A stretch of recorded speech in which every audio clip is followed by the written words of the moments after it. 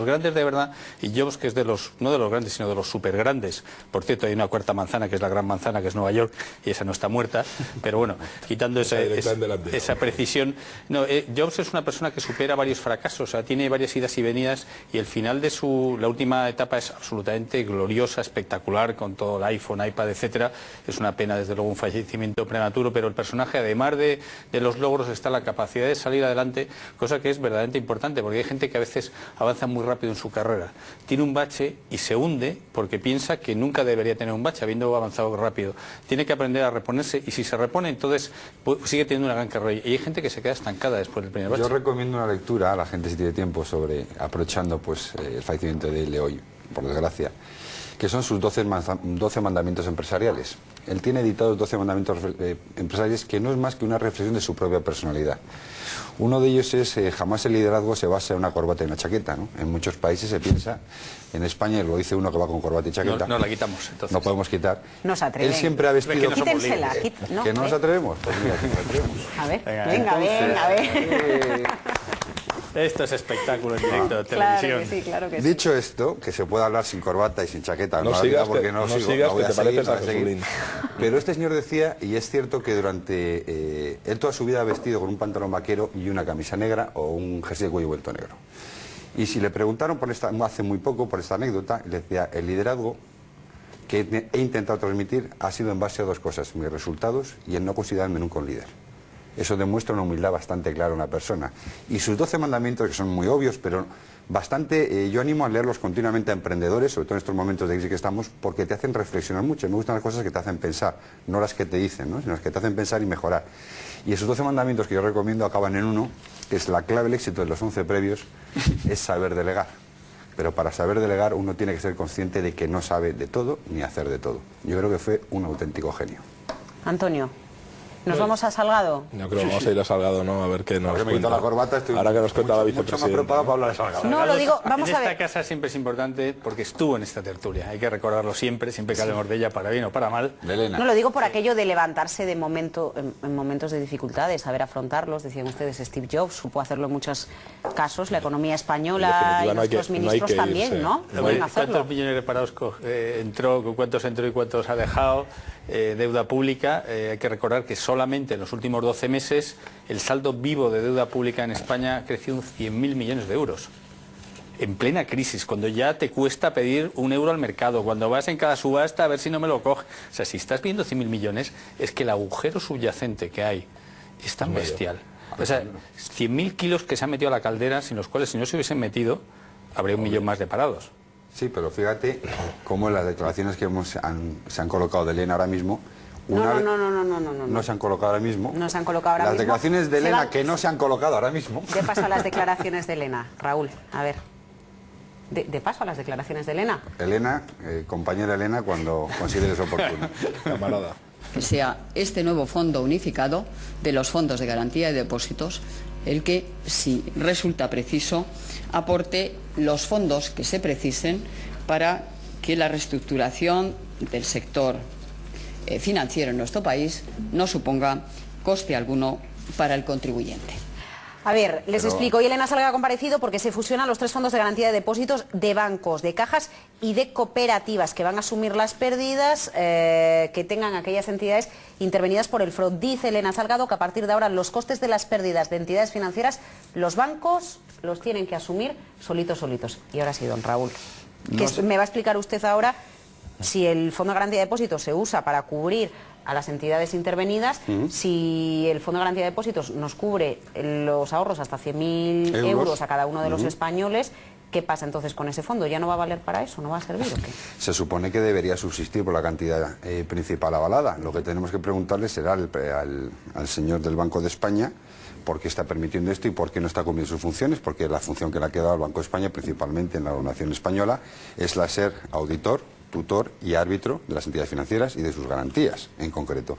Pero lo que está diciendo Elena, la compañera Elena, camarada Elena, que me quita la corbata y hoy estaré más cerca de ti, pues me sigue sorprendiendo mucho más, porque lo único que está haciendo una vez más es repetir como un loro, como un papagayo, lo mismo que nos está diciendo Durao y que se está discutiendo en Alemania. Es una traslación al puro castellano de lo que está diciendo Merkel 2 días antes. Vamos a ver. Que tenemos una obligación de recapitalización forzosa en entidades financieras, ya lo han dicho. Que estamos de acuerdo y se ha decretado por el Fondo Monetario Internacional que no se va a utilizar para eso el Fondo de Estabilidad Financiera, también. Y lo que nos han dicho es que sean los propios estados, los propios gobiernos causantes de esos agujeros dentro de sus sistemas financieros los que tendrán que hacerlo. Para ello han movido 3 fichas, la troika famosa, ¿no? La Comunidad Europea, tenemos también al Fondo Monetario Internacional y por otro lado tenemos también al Banco Central Europeo. La gente está viendo todo esto y dice, bueno, ¿y qué hacen todos estos señores reunidos en Alemania? ¿No? ¿Qué se está discutiendo? Pues la primera parte que todo el mundo sabe es si pagamos o no el 6º tramo del rescate de Grecia, los famosos 8.000, pero que eso es la excusa para reunirse, porque realmente, y creo que es una buena noticia para todos, es que por fin se está atacando el fondo de la cuestión. Es decir, el problema no estaba en los rescates que puede necesitar Grecia, que los hay, ni puede necesitar Portugal, que los puede tener, o el de España o el de Italia. Por mucho que diga Moody's al mismo tiempo y recalifique ciertas entidades, ahora ha tocado a nuestros compañeros italianos. El problema del fondo estaba en una crisis bancaria, financiera, que hemos discutido en esta mesa. Y una crisis financiera que estaba en 2 líneas. La primera es el volumen de activos tóxicos que se habían cargado las entidades financieras a nivel europeo. Y el segundo problema que teníamos es, oiga, hemos comprado tantos bonos de estados que ahora tenemos a todas las entidades europeas, cuando sacábamos aplicaciones de deuda, colocación de deuda, comprando esos bonos, que ahora no tienen muy poco valor, o en algún caso, ninguno. Con lo cual hemos creado una bola difícil de salir. ¿Cómo salimos de esa bola? Pues al tener Trichet se le forzaba hoy a que bajaran los tipos de interés. Había el sector que hablaba del medio punto, del cuarto punto. Al final, ni uno ni otro. Ha mantenido su línea de dejarlos como estaban, que es coherente con lo que ha hecho durante abril y junio de este año, intentando, cuando pensamos que Alemania iba a despegar, no generar una corriente inflacionista. ¿Sabes? Como todos los crecimientos, tenemos que tener un tipo de interés alto para evitar que la bola siga. Vale, ¿será discutible o no que los baje? Pues es muy probable que tarde o temprano se vean obligados, si la economía sigue así, a bajarlos. Pero el otro fondo de la cuestión era, y le pedían todos, especialmente el Fondo Monetario Internacional, que no está haciendo Elena más que trasladar eso, en un mensaje traducido al castellano, oiga, no se limite usted a bajar tipos, por favor, inyecte liquidez al sistema, meta dinero en Europa, métale dinero, liquidez a corto a los bancos. ¿Cómo lo hacía eso el Banco Central Europeo? Pues lo hacía de 2 maneras. Una era primero con los subastas de deuda, la inyección de liquidez, que normalmente las hacía a una semana, 3 o 6 meses, y ahora parece ser que nos vamos a 12 o 13, con lo cual les permitimos... Y había quien pedía 24. Sí, pero ya era una locura porque estamos muy largas en la fío dolmendo. De aquí a 2 años todos calvos. De momento creo que es una medida bastante prudente y en función de la capacidad de evolución de esos dineros podamos ajustar otra vez los tipos.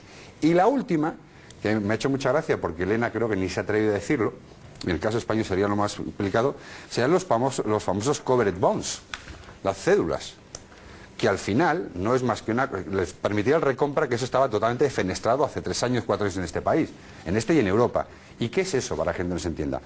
Pues son las propias entidades financieras emiten ese tipo de células que tienen 2 garantías adicionales, están basadas en préstamos hipotecarios o del sector público, con lo cual para el inversor su emisión queda realmente garantizada frente al emisor, en este caso la entidad financiera. ¿Qué ventajas tiene? Primero que está regulado. Hay 25 entidades en Europa o mercados europeos para trabajar con este producto. Tercero, que es el típico producto que se ha utilizado en crisis precedentes y ha demostrado su viabilidad para poder inyectar dinero al mercado. En resumen, y por no hacerlo más tedioso, Elena, lo único que nos estás contando es un resumen mal hecho, como de costumbre, porque lo haces fatal, de lo que está diciendo Dorao y el resto. Cuéntanos qué vais a hacer en vez de volvernos a engañar diciéndonos que no nos va a costar dinero, que eso no se lo cree nadie, ni tú. Yo, Raúl, creo que no van a hacer nada y hay que dar gracias a Dios que no vayan a hacer, que no vayan a hacer nada, ¿no? Porque ya para el mes que queda, pues yo creo que lo mejor es pues saber que estamos en la situación que estamos, que el país no pierda las riendas de su futuro a día de hoy, que por lo menos, bueno, pues que al final el que resiste gane, tenemos que esperar. El problema no es ese, el problema es que la realidad financiera del país es malísima. Es decir, tú vas a las entidades de crédito, hoy hablaba yo con un director general de una entidad de crédito, es decir, a ver, ¿cómo se puede decir por alguien que realmente es directivo de una de las cajas que está afectada máximamente en esta situación, dice, no sé, ahora no hay ningún problema porque somos 100% del Banco de España. Es decir, ¿cómo que somos 100% del Banco de España? Es decir, o sea, ¿qué garantías? Mire, el Banco de España no ha cumplido su función, pero es que no solo no ha cumplido su función porque es que pensábamos que la organización territorial del Estado, basada en 17 comunidades autónomas, era costosa, pero por lo menos creaba un cierto equilibrio entre los ciudadanos de España, ¿no? No, hemos descubierto que constitucionalmente nos hemos dotado de una organización territorial que es nefasta, y es nefasta no porque no dota equilibrio, sino que el equilibrio que ha dotado entre todos era base de dejar endeudamiento y de consentir y autorizar incumplimientos entre unas y otras comunidades autónomas. ¿Qué es lo que ha pasado? Que entre eso y la transferencia de las distintas facultades del gobierno a las comunidades autónomas, lo que se ha hecho con esa transferencia de facultades es alentar esa situación y encima dejar al cuerpo financiero de esas comunidades autónomas, que son las cajas, ser gestionadas por políticos. Es decir, no se ha podido hacer peor. Es decir, mire usted, la gestión de políticos, nula, lamentable, absolutamente. El otro día me contaban una anécdota que no voy a dejar de contar aquí. Es decir, el presidente de una de estas cajas pide un crédito de 5 millones de euros. Y como es presidente de esta caja, coge el crédito, 5 millones de euros, y se lo dan... A tipo cero, cuéntalo. A tipo cero, efectivamente, y se lo dan al 0%. Esa misma mañana, donde coge el talón de esos 5 millones de euros, coge ese talón de los 5 millones de euros y se va a un banco, a 5 minutos de la sede central de su caja, que por cierto no está en Madrid, y mete esos 5 millones de euros al 4% los próximos 3 años. Entonces, ese señor que ha pedido esa refinanciación para no sé qué historias de concesionarios o no sé qué no concesionarios, ese señor lo que ha hecho es decir, bueno, he blindado, tengo aquí un tipo de interés de un 4% sobre 5 millones, tengo 200.000 euros al año gratis, porque, hombre, yo como presidente de esta caja, el dinero que no ha cobrado. Efectivamente, es que al final dices, bueno, eso lo ha hecho una persona, es decir, y yo ahí estoy con algunos políticos del Partido Popular. Esto solo se soluciona de una determinada manera. Primero, estamos en la crisis, es decir, acaba de venir un SAMUR, un 112 y estamos en la UBI operando, estamos en un quirófano operando. Bien, operemos, pero no perdamos de vista lo que hay que hacer después. Y lo que hay que hacer después es poner límites reales y eficaces a ese tipo de prácticas. Es decir, eso no puede suceder con el dinero del contribuyente. El contribuyente no puede estar pagando y compensando esos desquicios que se han producido, esas malas praxis que se han producido entre los directivos. Y tiene que haber una responsabilidad de esos directivos, que tiene que ser una responsabilidad civil, puesto que tienen que resarcir. Penal. Y tiene que haber, y voy a lo que dice Alejandro, una segunda responsabilidad penal. Es decir, mire usted ha practicado esto mal, usted evidentemente ha engañado, y hay un delito que se llama estafa, y hay un delito que se llama apropiación indebida, y hay un delito que se llama administración desleal, y está en nuestro Código Penal. Es otra que es falta de diligencia debida, porque para que eso ocurra, y esos 23 millones... ¿Y quién empieza? Porque tengo yo un poco la sensación de que el sector financiero en este país es intocable, ¿eh? Doña Laura, respecto a la pregunta que nos ha hecho, que creo que, bueno, pues hemos hablado de aspectos colaterales, dice, ¿va a pagar deuda al contribuyente la recapitalización? Solo hay dos formas de recapitalizar algo, bueno, hay tres. Una es que accionistas privados pongan dinero, otra es que si no entras en suspensión de pagos vas generando beneficios, se va autorrecapitalizando si te dan tiempo, si te dicen tiempo y tuvieses un negocio saneado, aunque de momento estés mal, bueno, pero vas generando beneficios, que eso no tiene pinta de que sea así en el sector financiero. Y la otra, por supuesto, se llama contribuyente.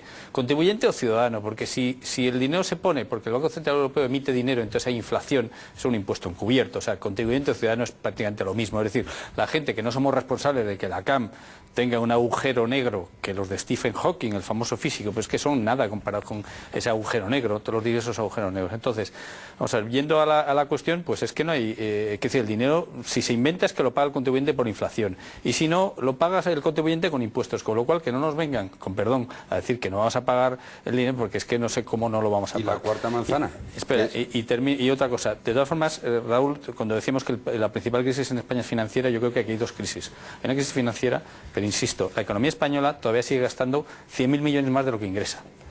Entonces tenemos, la economía española, por desgracia, está inflada por el sector público, pero el sector público son funcionarios que comen de eso, son colegios que funcionan, es decir, que aunque comen más unos que otros, a todos nos llega algo. La economía española sigue inflada. La economía española necesita un saneamiento brutal que ahora acaba de empezar en comunidades autónomas, en prácticamente todas. En Cataluña, en sanidad, en vez de recortar en la promoción del catalán, prefieren que haya enfermos. Cataluña va a emitir 4.000 millones de euros en bonos particulares. Exactamente, pero lo que quiero decir es que tenemos esos dos problemas, que la situación, si se aborda con seriedad, tiene solución, pero ya no queda margen de maniobra para hacer más idioteces. Ya no queda. Pero yo quería coger un poco la línea que está siguiendo Alejandro, muy acertada como de costumbre, los análisis son bastante certeros siempre, pero esos 4.000 millones, que no se me olvide antes de contestarte, esos 4.000 millones no es que vaya a emitir, es que están emitidos para pagar la anterior emisión. Entonces creo que esto hay que decirlo también, o sea, no es que estemos... Bueno, buena parte de lo que emite el Tesoro Español también se emite para pagar anteriores emisiones. Sí, pero lo que no tiene ningún sentido es que en la primera emisión saquemos una por el duplo de la primera para pagar los intereses de la anterior. O sea, los hermanos Marx jamás hubieran... a la caja que está al lado y dejarlos al 4%. Señores, tal y como está el patio, cada uno es muy libre de hacer con su dinero el que quiera, y el que lo quiera quemar lo quema, y el que lo quiera tirar que meta en los bonos del gobierno catalán, que usted ya verá la siguiente emisión como será 8.000 para pagar sus 4.000 que no han recibido. Pero bueno, dicho esto, dentro de la política que hablabais, habían criticado un poco cómo había actuado en el caso de Nova Caixa el Banco de España. ¿Por qué lo decíamos? No, lo decíamos... Doña Laura. No sé por qué lo decía doña Laura. Lo decíamos, pero lo decíamos antes de empezar la tertulia. Pero quizá lo decía con la boca pequeña usted, doña Laura. Con la boca pequeña, sí. Ah, no lo sé. Bueno, el caso es que por curiosidad nombra Nova Caixa, ¿no? Vamos a ver, es una fusión que es una forzada. Es una fusión forzada donde se han indemnizado. Donde había una caja buena y una caja mala. Esa es una realidad. Y a la buena le obligan a quedarse con la mala. A la buena le obligan a quedarse con la mala, sí, con una salvedad, que a los malos encima, para sacarles, les pagan 23 millones de euros. No sé si sabéis que el blindaje de los 4 primeros directivos de Nova Caixa ha sido de 23 millones, que para que eso se pueda dar... El bandidaje, ha dicho. El bandidaje. Para que eso se pueda dar, ese bandidaje contractual, requiere la aquiescencia y autorización del Banco de España. Si no, es totalmente inviable. Y la tan criticada Soraya Sáenz de Santa María, que esta mañana pues ha sido llamada prácticamente todo, lo único que ha hecho son verdades como templos. Primero, el Banco de España tiene que estar dirigido por técnicos. No saquemos las cosas de quicio. Nadie ha dicho que un secretario de Estado no pueda ser el máximo ejecutivo del Banco de España.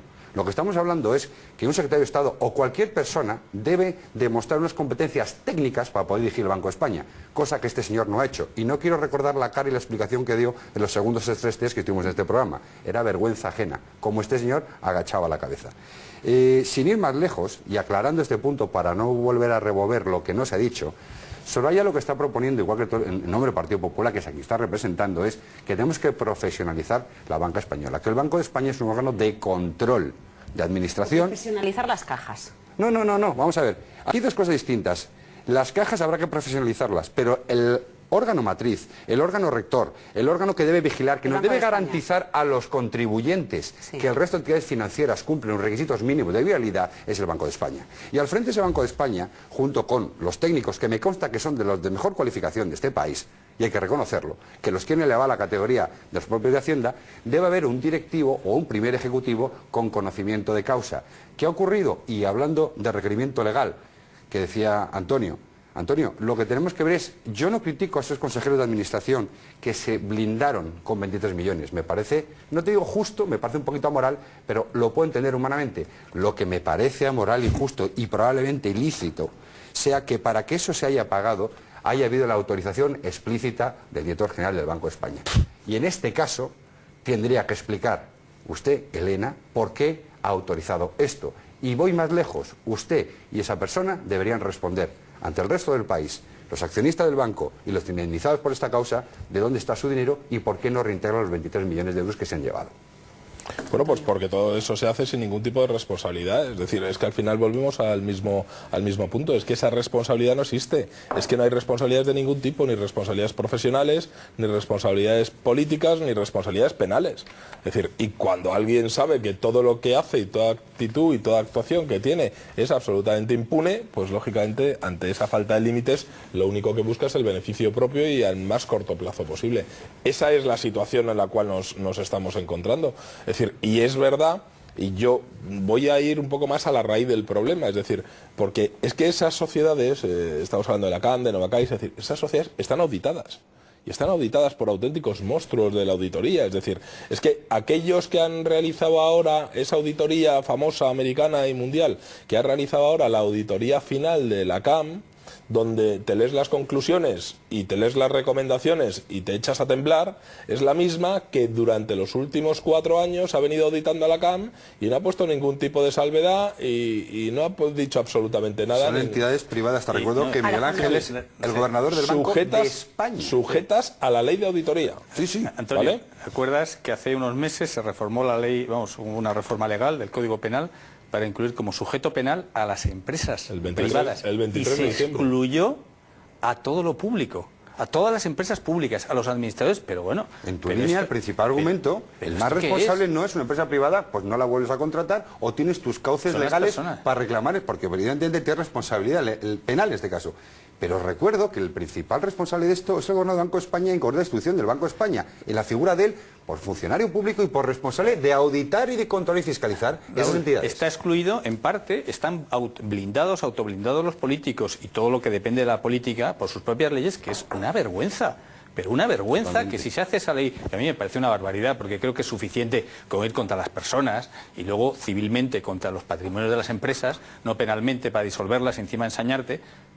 Coño, y digo el taco, coño, y lo repito, Alejandro, que se haga también para el sector público. Aquí, perdón, de nuevo, o todos moros, todos cristianos, como se ha hecho toda la vida en la España en la que nos ha tocado vivir, ¿no? Eso, Alejandro, al final, ¿sabes lo que pasa? Yo creo que lo podríamos concluir podríamos llegar a esta conclusión, ¿no? Es decir, España, como otras muchas tal, se han estado haciendo trampas en el solitario. Es decir, es que esos mismos políticos que ahora decretan la responsabilidad de las empresas para elegir ellos a qué empresas hay que investigar, porque eso es así. Es decir, entonces elijo las públicas, no las semipúblicas tampoco, pero ahora las privadas sí, y espérate que este no me interesa porque del color que tal, entonces es para controlar. Color blanco, ¿no? Para controlar, para controlar esa situación. Esos mismos políticos que han establecido esa reforma legal de 23 de diciembre del año 2010... Ahí no está Pepiño, ¿no? Metido. Pero el PP yo creo que sí la votó, ¿no? No la votó también esto porque hace muchos consensos. El PP ha avalado muchas cosas. Claro, es decir, son los mismos políticos que se están haciendo la trampa del solitario, porque es que son ellos los que están estableciendo los distintos diques para no controlar a las personas que han metido en las cajas para gestionar esas cajas. Es decir, y tenemos clarísimo, dice, ¿cuál es el problema? CCM, clarísimo, Caja Castilla-La Mancha. Un problema estrictamente político del PSOE, con el señor Hernández Moltó, que ha sido presidente de esa caja durante mucho tiempo. La CAM, un problema valenciano clarísimo, adscrito a una malísima gestión próxima al gobierno autonómico de turno. Y eso PP, es en este caso. Sí, y eso es lo que es. No, si al final no conoce ideologías, o sea, aquí da lo mismo que estemos hablando de la derecha y la izquierda, que ese es al final, Raúl, yo es dinero. Tengo la sensación de que el poder corrompe. Sea en empresas, pero por desgracia el poder corrompe. Lo digo por las paradas en las gasolineras. Pero el partido de oposición también le da una cuota, ¿no? En Caja Castilla-La Mancha también había el gente del PP un poco involucrada y en la CAM, que es del PP, extraña que un Banco de España socialista, porque es lo que ha sido... Alejandro, fíjate en qué país vivimos ya, que ahora está en secreto de sumario, aunque debe ser que el secreto debe ser el documento de sumario en sí, no el contenido del sumario, que tenemos a un ministro que parece ser que se va a tener conversaciones privadas con un señor que dicen que ha estado en la cárcel o que se puede mostrar que era un delincuente y queda en las gasolineras. O sea, a mí que me digan eso de yo probablemente si llamo a la Moncloa y quiero hablar con ZP, cosas más lejos de la realidad, difícilmente me citen un McDonald's. Y probablemente... Hombre, Obama sí que va a los McDonald's. Obama sí, pero nuestro creo que de morro más fino, le gusta más. No, porque ha salgado lo de las hamburguesas de comida rápida, no le gustaba. Ella y Pajín son más de Jorge y ese estilo, sí, se me había olvidado, perdona. Pero probablemente cuando estamos en una línea donde ya no te puedes fiar de nada, donde quedan, gracias a Dios, poco para que hagamos el mejor ERE que vamos a hacer en este país, que es el ERE gubernamental. Nos va a costar una pasta a todos los españoles, porque es la que vamos a tener que poner para sacarles y la que no nos hemos enterado que nos han sacado, ¿vale? Pero hasta ese momento lo único que estamos viendo son corruptelas, ineficacias y ahora mismo, como decía en primer día, el Titanic ya está totalmente hundido, quedan 4 músicos y Tatar el último. Bueno, la prima de riesgo se está 20 segunditos, 20 segundos, para ser un poquito optimista, sacar con un poco de optimismo. La prima de riesgo de España se ha relajado bastante. Italia claramente está mucho peor que nosotros en el pelotón de los torpes. Y eso da, no lo sé si es por expectativas de cambio de gobierno, por las reformas que ya se están haciendo en los gobiernos autonómicos, porque está saliendo toda la porquería y por tanto no habrá muchísima más en el futuro, pero un poquito mejor las cosas financieramente tiene pinta de que están. Alejandro, ¿por qué no viene más a la tertulia de Cierre Mercados? ¿Le caemos mal? Hombre, la verdad es que las obligaciones, como dicen por ahí... Vale, venga. Alejandro Macarrón, un placer, gracias. Antonio Álvarez Osorio, gracias. Gracias. Raúl Ramírez, gracias. Como Steve Jobs no estaba obligado a acudir a todas las clases en la universidad, dedicó parte de su tiempo a estudiar caligrafía. Y gracias a estudiar caligrafía, instaló en el Mac los diferentes tipos de letra. En Stanford, por ejemplo, recordó cómo, gracias a esos estudios, pudo introducir diferentes tipos de letra en los ordenadores. Cuando diseñábamos el primer Macintosh, todo eso volvió a mí y diseñamos el Mac con esa esencia. Fue el primer ordenador con tipografías bellas. Si nunca hubiera ido a aquel curso de tipografía en la universidad, el Mac jamás habría tenido múltiples tipografías ni espacios proporcionales. Y como Windows no hizo más que copiar al Mac, es posible que ningún ordenador personal lo tuviese ahora. Mac, it's likely that no personal computer would have them.